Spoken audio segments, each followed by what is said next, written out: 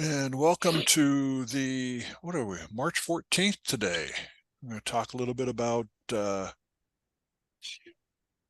print comp presentations, how to enhance your images a little bit. I got a couple of very, very experienced people on here, Dennis Hammond, Tim Mathieson, that have a clue about print comp. So they're going to, I'm sure they'll chime in a little bit and help us out. Shouldn't slow them down too much, I don't think.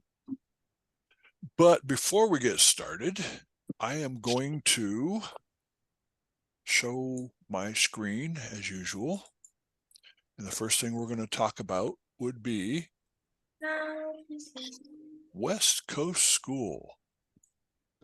And in fact, I am going to let the one and only Mel Carl talk about West Coast School a little bit and see if he wants to sell any classes. Well, anybody wants to come to sunny San Diego in June, this is the place. We're now calling this summer camp for photographers. And we've got some instructors that may not come back out to the West Coast and teach again. So I would definitely, consider coming out and taking on some of these classes. None of them are full yet, but a couple of them are getting there. So, and for instance, Doug and Laura Bennett, both GIA nominated photographers, great landscape photographers, and we haven't had a landscape class in a few years. And this one is going off. This one is not far from selling out. So if you're into landscape, they're the ones to learn from. Their images are amazing. Whoa, dude. There we go. Tony Corbell is one that is just about at the end of teaching and traveling. So if you're interested in catching something from Tony Corbell, now is the time. Obviously, Michael Collins is teaching Photoshop. It's, the advantage is you are there for a solid week with one instructor. So you've got the same instructor Monday through Friday. And so the learning will be amazing. Joe Glida is going to do his commercial photography. Shannon is doing children's fine art photography from start to finish. So you're going to see her capture all the way through processing into painting. If you're into painting animals and want to learn that process, Sandra Pierce is the guru for that. So we've got a lot of great opportunities here. Tim Meyer is going to teach 6 different forms of lighting. He's doing a whole different class that he hasn't done at West Coast School in many, many years. So a lot of new content. So if you're interested, give me a call. We can still work out payment plans over the next 3 months. So that's still available. And come on down to San Diego with us. Well, that is the full lineup of classes. Now for the best class in the whole week is 0 to 60 in a week in Photoshop. Not to toot my own horn, but I want people in my class because we have a lot of fun. We learn a lot. And most important, we have a lot of fun. So come on down. Let's have some fun. So we're going to get started with the important stuff. So let me unshare for a second and then reshare using my desktop so you can see where I'm going with everything. And you can see that I've got Bridge up right now. And I use primarily Bridge as my asset storage. Lightroom's cool, but Bridge does the same thing. I've used it since day one, so I really enjoy it. And the first one we're going to start with is going to be this image right here. And I entered this in Idaho, got a 82, I think, on it, but I didn't enter it as it is right now. What I did was I cropped it. So I'm going to hit C for crop. And I'm going to go to a 10 by 10 crop and slide everything around.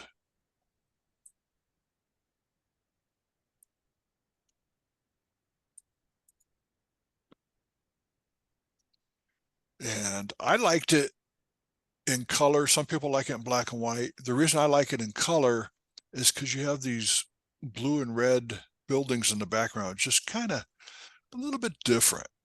So what I'm going to do is I'm going to make a copy of this. So Command or Control J. And with that, I'm going to hit Image, Canvas Size, and I'm going to add 2 inches all the way around. So we're going to hit Width 2, Height 2, and I'm going to do this, and Tim and Dennis are going to go, no, no, no, no, no, but I'm going to do it in complete white just to show you why Michael, not can to. can I stop you there real quick? Sure. I've had a problem when I want to add an inch or two around the picture, where basically I will select the black color in the very bottom. Okay. And right now you've selected white. Sometimes that color selection is grayed out. I've had that problem too. And I can't figure out if sometimes it's a TIFF file.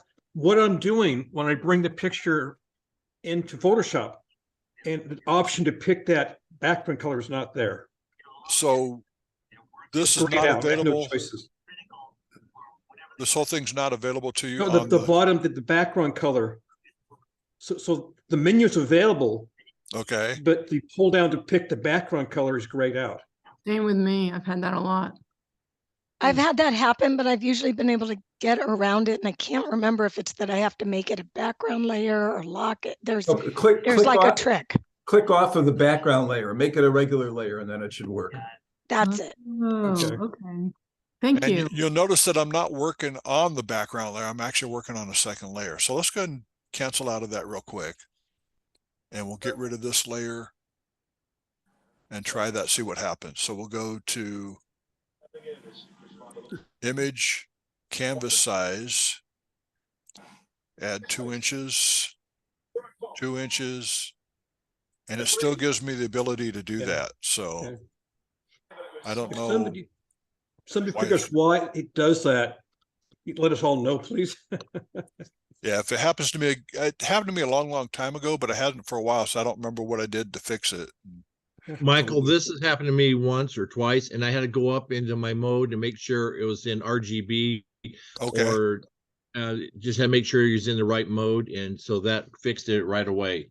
For sometimes those just get glitchy, and I went up there into mode and it wasn't in RGB, it was in grayscale or lab or something.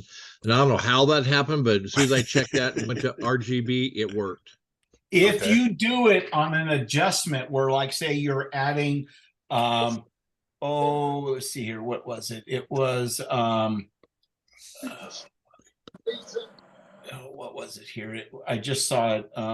If you're doing like a brightness or a levels or a curves adjustment and you're trying to add it to that layer, it will not work. It won't You work. have to right. be either on a flattened layer or background or something of that nature. That will gray out that line. It'll also not work if you open as a smart object. Let's go ahead and say we'll do levels, add that up there, and we'll try Image, Canvas Size.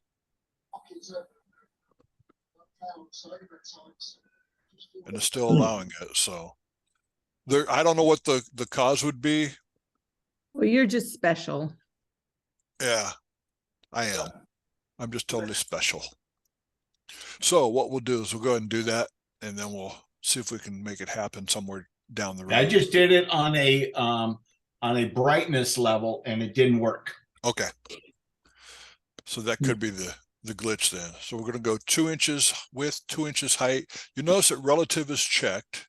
So it's going to make it happen. I'm just going to click white instead of doing the color patch. Click OK. And now it added 2 inches, or actually an inch all the way around. And you don't want to use pure white doing this. And the reason for that is the white takes away from your snow and makes the snow look really muddy. So when you do that, don't use white. Does that make sense? Okay. This is what Tim and Dennis would yell at me about if I actually did it this way. So I'm going to hit Command Z or Control Z, the oops key, and undo what I did. Go back to canvas size.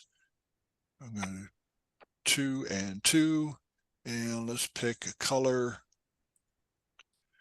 like one of the grays from the snow, and I'm going to drop it down just a little bit more, which will make the snow come out a little bit brighter, and then click OK. Hey, Mike, would you put 2 inches on both top and Height. sides? Height But and width, yeah. yeah. But you said there was only 1 inch. Right. Why did we lose an inch? It made my canvas size 2 inches wider, an inch on each side, Oh, and 2 inches taller, a inch on each top and bottom. oh, okay, gotcha. If I wanted 2 inches on both sides, then I would have to go 4 inches to make Gotcha. it bigger. If you don't do relative on there, let's go back. Command Z, image, canvas size. We'll go 2 and 2. If you don't choose relative, you have to do the math to figure out, okay, it's 10 by 10. If I'm adding 2 inches, and it'd be 12 by 12. But the easiest thing for me to do is do relative and let it do all the work. You can do a percentage. You can do all the different stuff on there that it says centimeters, pixels, millimeters, points, etc. I'm just going to go with relative and do 2 by 2. Click OK. And now I have a gray, which makes the snow come out a little bit better. Not quite white, but you don't notice that it's as muddy as it was. Mike, I'm just going to throw in some real fast. So be careful when you're doing grays and that tonal range, because like if you're entering in printcompetition.com, their color of gray, if you use a gray, it'll blend in with the background and makes your background look funky. And the IPC is a little lighter, but no, just Sherry and I just looked at print comp today, and it was 47, 47, 47. And then, so just be careful when you're putting in those gray backgrounds that they're going to be separated, so they're not blending into the background of the MIR or the printcom.com. Yeah. And then also, Sherry mentioned on one of my images that she thought that the gray looked kind of reddish on printcompetition.com. I've had a couple people check it and they didn't notice any red in it. And I actually pulled it up, did a screenshot, and then measured the thing, and there's no red in there. So it's just some of those things that pop up, you don't know what they're going to do. What I'm going to do is I'm going to make a simple background out of this, or a simple mat. So we got this, and a lot of people say, okay, let's leave it at that. I'm going to go ahead and take the top layer, which is my copy. I'll just be smart and I will say copy, rename it to copy. And I'm going to either double click in this blue area over here or go down to effects, FX, add a stroke. And obviously I don't want a red stroke in there. So I'm going to change the stroke to a little bit darker gray. So I clicked on the dark gray on the outside, and I'm going to bring it down probably about 10% or so. Click OK. And you can barely see that there's a stroke on there, because right now it's set to 5 pixels. So let's bump it up to 6 just to make it a little bit stronger. Click OK.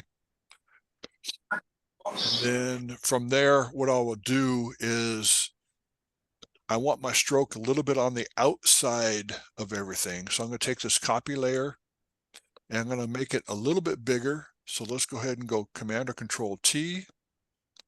And I'm going to go to the top where you have all the numbers going across the top.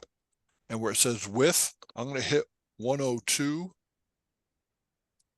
And it automatically goes to the height as well, being that the lock is selected. If you don't have the lock selected, if you hit width, it'll go wider and make it wider, but it won't make it taller. So you got to make sure that's selected. And then I'm going to hit enter. or return, and you can see that it locked it in. Well, that didn't do anything different, just made the copy a little bit bigger. I'm going to take the fill in the layers panel over on the right hand side. You see opacity and fill.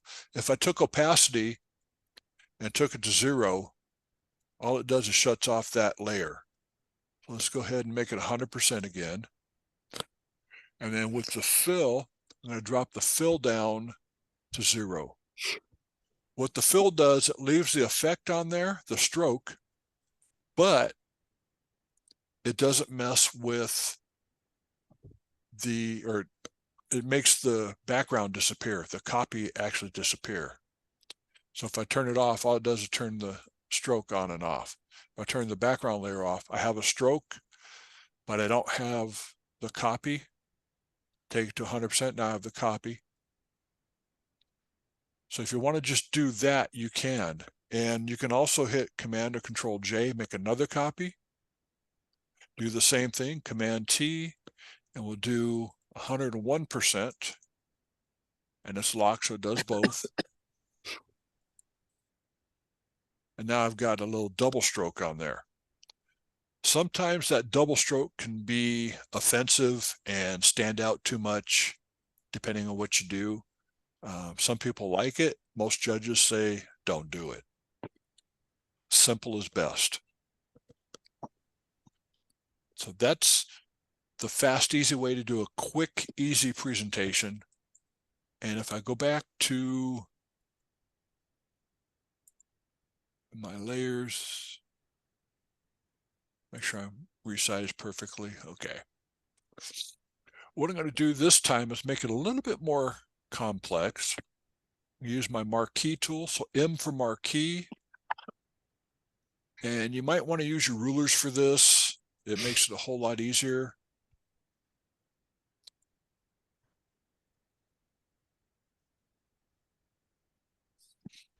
That's about centered all the way around. And what I'm going to do is I'm going to hit Command Shift I, which is going to invert my selection. So now the outside is selected, not the inside. Can you see my marching ants on there? Yes, good. Yes. That's what I wanted. Once I select that outside area, I'm going to hit Command or Control J, which selects just that area that I had selected. So it's going to add that on a new layer by itself. Doesn't look like much right now, but if I double click on the blue area or go down to effects and get a layer style, I'm going to add a bevel and emboss, and then I'm going to add a drop shadow. And I'm going to make sure that my bevel emboss and my drop shadow are at a certain level. And what I've done is I've made these two settings the default in the layer style. So all I have to do is click on Reset to Default. And here's the magic numbers for you. I'm going to leave it up for a little bit. The depth, 275%, size 18, soften 2% or 2 pixels. And this is dependent on the size of your image. So you got to be careful with that. If you have a really small image and you try to do this, it's going to look wacko. And if you have a really large image, it's not going to have as much effect. Going down to the bottom, screen highlight mode is screen, opacity 10%, shadow mode, multiply at 25%. That's the bevel and emboss. And you might want to just go ahead and just screenshot that. If you're on your computer, just screenshot it so you don't have to write it all down. Then we go down to drop shadow. Multiply, opacity at 75%. Angle depends on the image. You want to try to have the shadows match your image. Distance, 5 pixels. Spread, 0. Size, 103. And again, this is already set to default as well. That's my default settings. Because I know when I'm doing this, all I have to do is click on default, reset to default, and it's going to bring it up for my images, so I don't have to worry about it. If I had a different default, then things would be wackadoodle trying to make it work every single time. I'd have to go back to my notes, look up all the settings, and this is so much easier doing it this way. So if you want to screenshot this, you're more than welcome to. Does anybody have any questions on it? Going once, going twice? My screenshot's not working. What's going on? If I could go back to the The bevel and the the first boss. one. Yeah, I can get, yeah, thank you. Style inner bevel, technique smooth, depth 275, direction up, size 18, soften 2. If I change it, you can see that it makes a little bit of difference. If I do size, holy moly, makes a big difference. So reset to default again. There we go. You can go in and mess around and change things. Like that one's set to emboss now. It's a little bit sharper. You change it to chisel soft. Not much difference. Chisel hard. A little bit harder.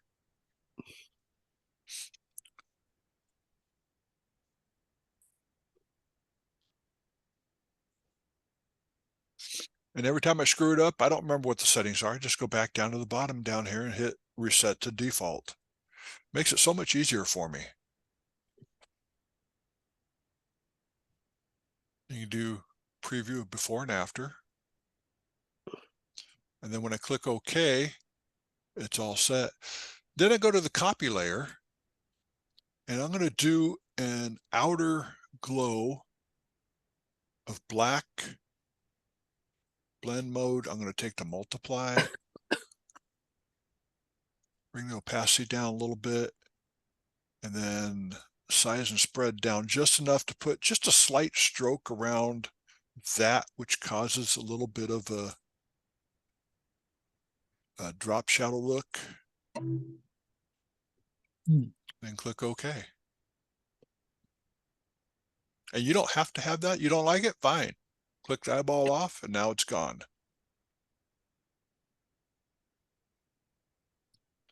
So that is a more complex way to do it. So I'm going to do another image for you guys real Yeah. quick. Mike, ahead. before you go, how do the judges feel about this type of a mat around your photo? It depends on the judge. You know, if you've got a complicated image, talking about the photograph itself, and you dress it with too much embellishment, it really draws your attention away from it. So the stroke and beveling, or however way you want to do that, it has to complement it. It can't compete. So you gotta be really careful once you choose, and you know, shadowing and coloring and stuff like that. So it's if it competes, you know, it's not going to do well. And you, as you watch Print Comp, you can look at some of the images and some of the presentations they make, and you go, holy guacamole. You see the presentation, but you don't see the image. Right. So that's what you got to worry about. I have a keyboard question. I'm trying to do a screenshot and I'm not getting any results. I own a Mac. So what's the Okay, key? Mac is Command Shift 4. And that will get you the Thank you. the ability to Welcome. to do it. What is it for the PC? Is it Shift print screen? I haven't used a PC for a long time. PC Nope. users? Yep. Shift print So screen? Mike, I think what you just gave the Splat Shift 4 is a click and drag on the window you want to copy. Right. Splat Shift 3 will just copy the entire window. So there Okay, is so a difference. Shift Command 3 will do the whole window? I believe so. Well, let's try. Command Shift 3. It just went brighter on mine. Sirius wants to talk to If I me. do Command Shift 4, it gives me this little target, and I just drag the area that I want to copy, and then it brings it up for me. So on a PC to do a window capture like that, I think it's Shift, the window button, and S. Okay. And then you can drag your box and capture, and it goes into your copy paste buffer. Cool. Thank you, guys. Any questions on this before we go? Going once, going twice, gone. Let's go to this bad boy here. I'm going to show you what not to do.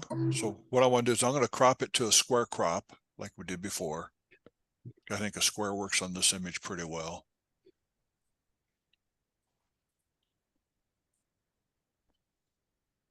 And then do the same thing. I'm going to do Command J to make a copy of it. And then I'm going to bring it back down to the background, go to Image, Canvas Size. I'm going to add 2 inches again, all the way around. If I do black, we'll just make it easy and I'll just make it pure black. You'll see that the image itself is not a pure black image, although it looks like it when you first bring it up. You can see the difference in the color there.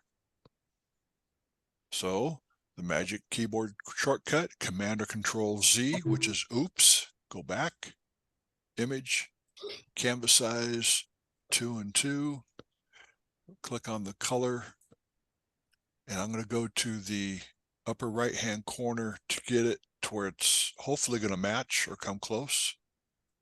Click OK, click OK. Now it looks like it came up pretty dang close. And on this one, what I can do is go ahead and bring up a stroke. We'll go to stroke.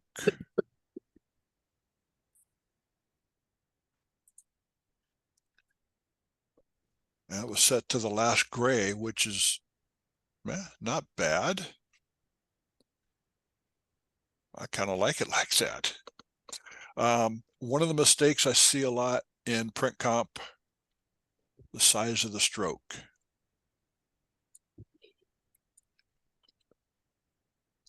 I see people doing this all the time. And what you see now is the stroke and not the image. So to fix that, just go back to stroke, double click on the word stroke. We'll take it down to 5 pixels, make it 4 pixels, 3, 2. I think I like 2 because it's just there, but it's not there. You don't want it to be standing out. You want it just to enhance the image and make it just something a little bit special. And if I change the color and go to, say, that dark red there, I would have to add another couple pixels, probably 3 pixels there, just to make it red to match the flowers in the picture. And you click OK. And obviously I can't do the bevel and emboss trick like we did before because it won't show up on this image because the background's so dark. So, You know, Mike, one of the things that I do going through that exact step, typically I'll take the color picker and I'll go into the color I want and try to get as dark as I can and not lose it. You know, sometimes like for me, that red is just a little bit too dark. I mean, too bright. I just take the picker and just go in somewhere and just get a slightly darker shade. And this is how we do that. I'm going to double click on the word stroke, which brings up my stroke again. I'm going to go to the color box or the color picker, and you can see it's about halfway on the right hand side. It's actually at 54%. You can see the B is at 54%. So I'm going to drop it down to about 40%. Do the same thing. Much better. And you can see that it's there, but it's not there. It's not distracting from the image. It's just enough to say, here it is. It's like garlic. When you start cooking with garlic, you want to throw a whole bunch in there. And after a while, it's like, oh, and you can't pull it back once you put it in there. Here, you can pull it back. So I'm going to double click on stroke, and I want to show you a couple of other things with the stroke. So let's go ahead and I'm going to make that smaller. And when we're doing a stroke, we're going to watch the different strokes that we have. Right now, position is set to inside. If I set it to outside, you can see I get that little rounded stroke on the outside.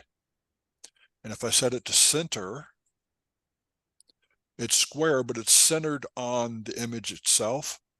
So the best one to use, what I've always been taught to use, is the inside stroke. That one works every single time. You got that nice crisp line going across there. You want it to be there, but not be there. Any questions on that one? That was an easy one, right? We can all do that one. Mm-hmm. Okay. Command W or Control W. Don't save. This is what kills me all the time. Let's go ahead and use the one that's already done.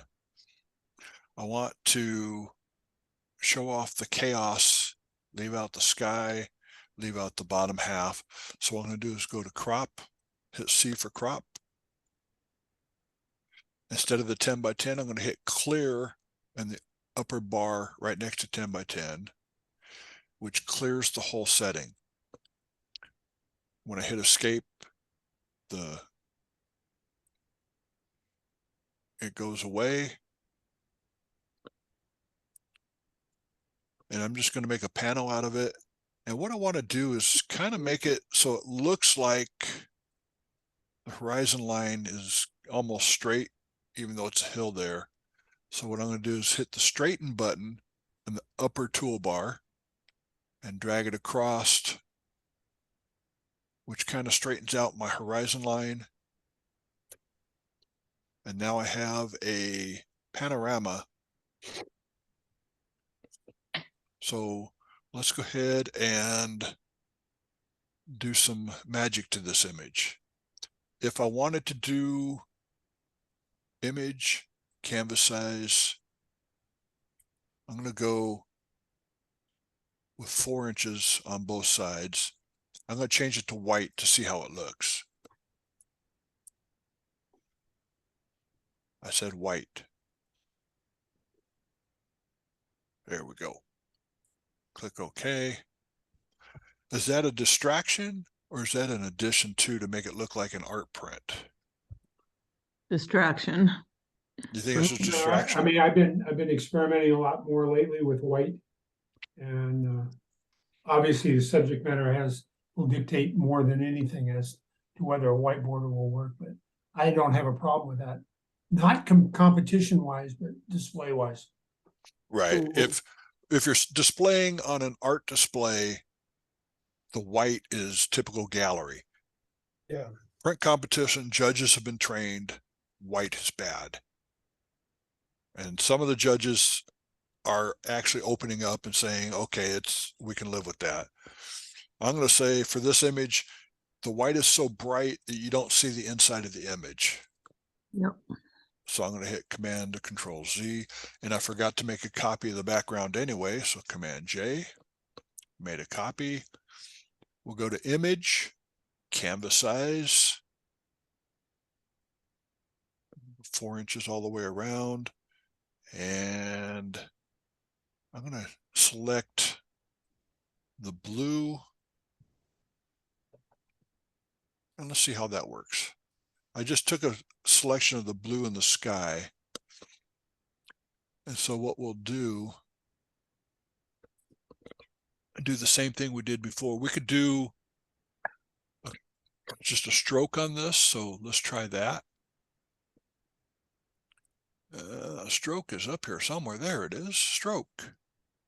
And we still have the red selected. I don't think red's going to work on this. So I would probably select the blue and then go down about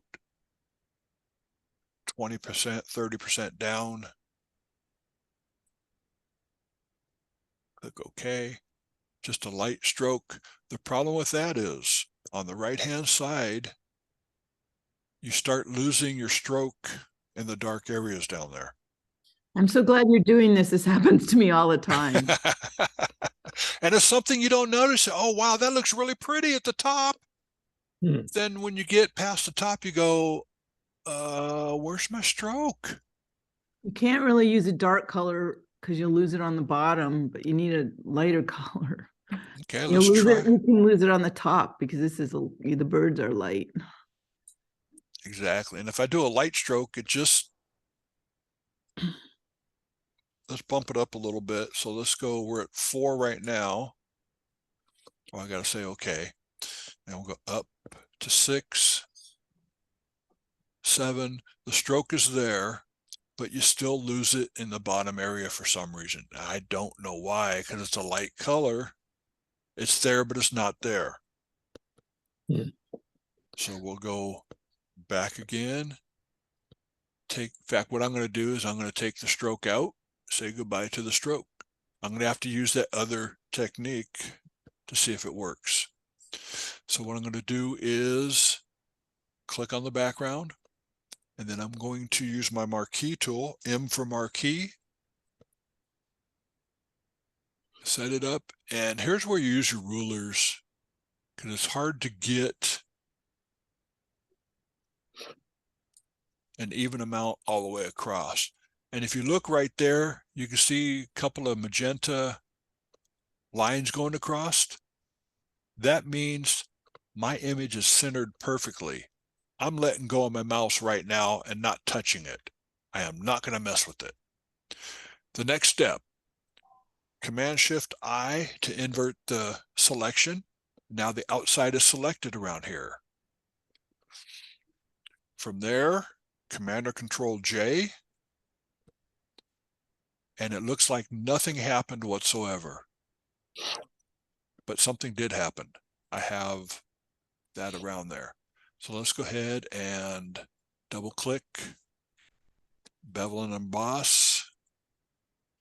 And I'm going to reset to default to make sure, because I changed it around earlier. Hit my drop shadow, reset to default. I'm going to click OK. My background layer is just there. So what I'm going to do is turn those off for a second, make sure I'm selected on my background. I'm going to take my color picker and click on the background layer and then drop it down about 20%. Click OK, and then fill the background. So I'm going to hit Option or Alt, Delete, or Backspace. And you go, oh my God, the photo disappeared. Okay, I'm easy. And now you got something a little bit different. That might be a little bit too dark. So we'll go ahead and make sure we're clicked on that layer. Go to our color, go back up about 10%, fill it. So it's there, but it's not there.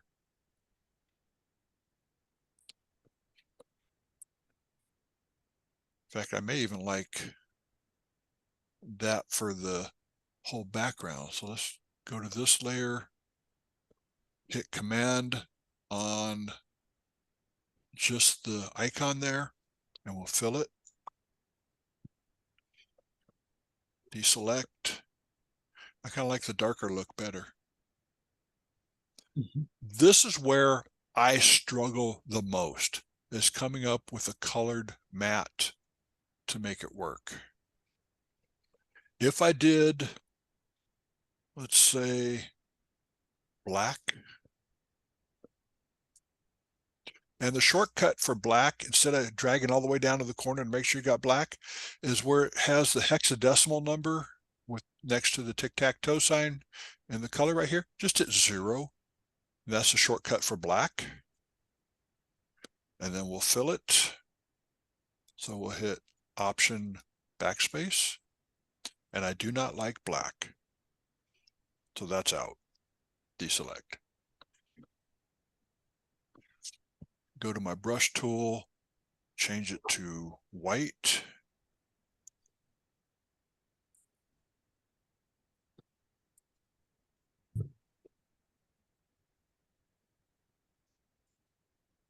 There you go. We have an art piece.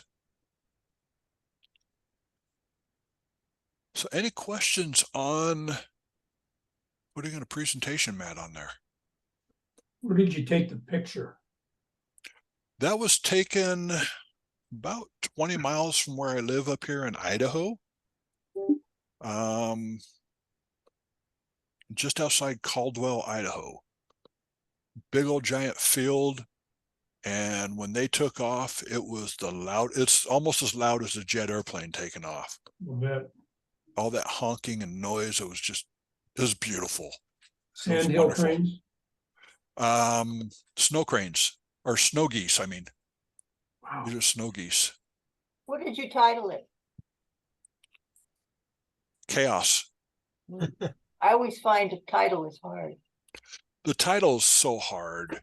I mean, I have one image, when I put it in the printcomp.com, I listed it as Bird 2 because I'd forgotten to change it. And somebody called me and said, is that really what you're going to call it? And it wasn't this one, it was a different one. So, no, you got a suggestion for it? Because I couldn't come up with a title. In fact, what I would do probably before I even work this one up would be to run it through Filter, Topaz Labs, Sharpen AI.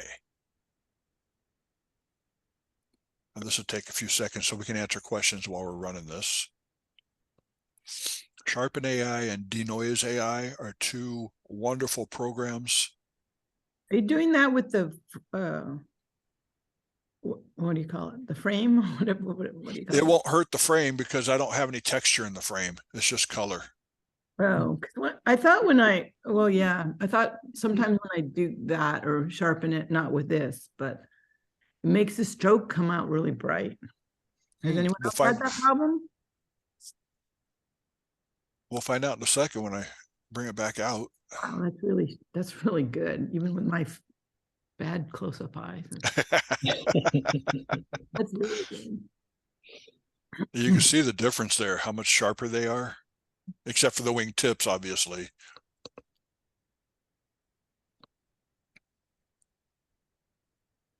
Come on.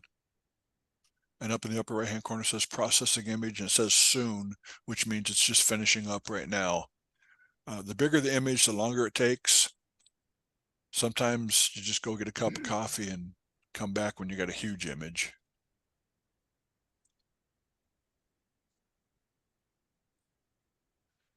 So that's the birds in flight. And then that's before I ran Sharpen. You can see a whole bunch of noise, and they're sharp, but they're not sharp. Hit Sharpen AI. Totally different. It took out the noise and everything. There's a little bit of chromatic aberration in there, but it's so small on a print that size you wouldn't notice it. Yeah, when it shows up in the print comp, you're just going to get it full screen. So if it commands 0, there it is. That's what you get. You're not going to see in this particular image, you won't see the chromatic aberration. When you go in and go in tight like I am, it's super large. Yeah. It's there. But holy cow. That's a great shot, Mike. Thank you. I never entered it into anything serious yet. So. No. And it won't mix the mat a little bit and center it and enter it.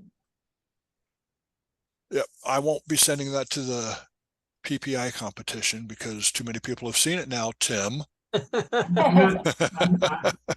I remember I retired. You're not retired. You're the jury chair. Oh, okay. Hey, Michael, Kimberly posted to the chat the solution to my question about why the extension is grayed out. Okay. And basically what Kimberly said, and Kimberly, do you want to talk about it, or do you want me to address it? Oh, you can go ahead. I searched the Adobe community and found some answers.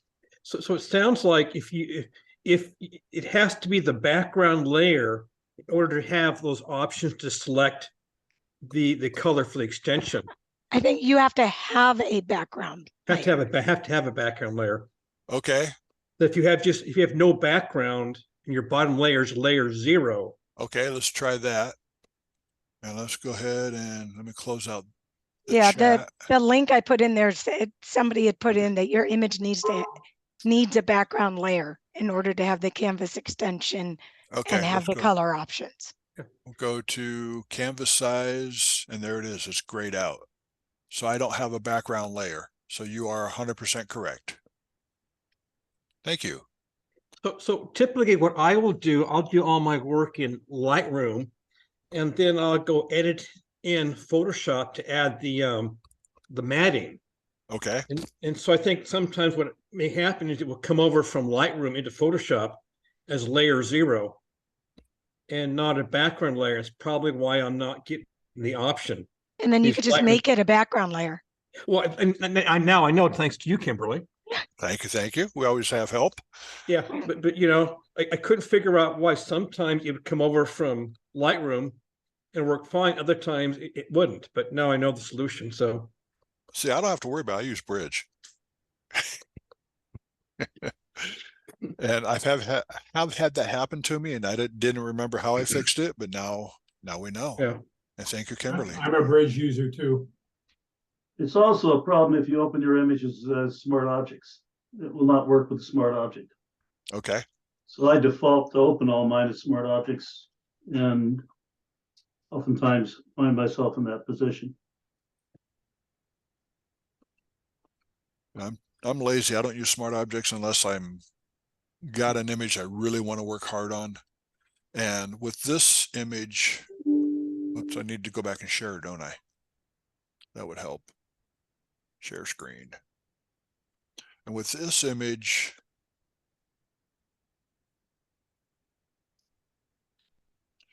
you can see I've got a wingtip sticking out here. Probably what I would do is would lock that layer, which is layer 1. So nothing can be done outside the layer. Go to my healing brush tool, take that image or take that wingtip out. Go to the other side, there's a wingtip here. Take that one out.